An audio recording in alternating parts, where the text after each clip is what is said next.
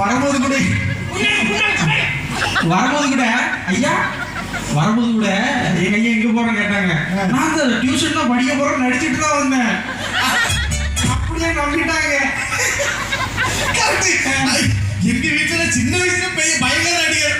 எங்க அப்பா படி பாரு, நான் புக் எடுத்துட்டு அழகா தூங்கல வந்தேன்.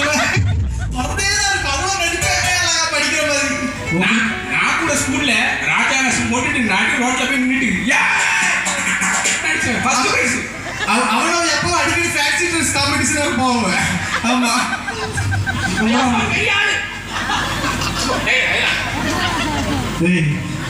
சரி, அதெல்லாம் இருக்கட்டும். நம்ம இப்போ வந்து ஒரு பெரிய படம் எடுத்துட்டோம். சரி, பெரிய படம். என்னடா தனித்தனியா பேசிக்கிட்டு மோட்டிவேட் பண்ணிடுவோம் சார். இப்போ அப்படி சிம்பிளா ஒரு கான்செப்ட் சொல்லுவாங்க. டேரக்டர் சொல்லுங்க. ஆளுக்கு ஒரு பாத்திரம் தருவாங்க. இவங்கள பார்த்தா பெரிய பாத்திரம் கேட்பானா? எதுக்கு பாத்திரம் மாத்திரம் இல்லையா?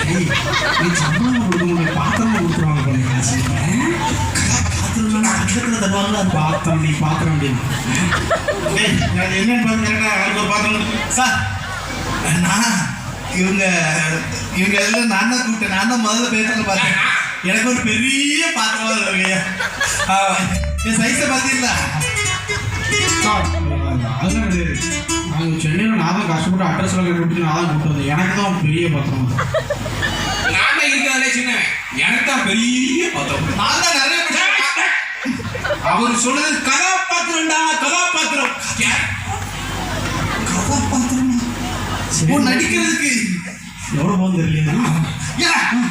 அது அந்த பாத்திரம் வந்து நடிக்கிறது. நடிக்கணும்னு சரி சரி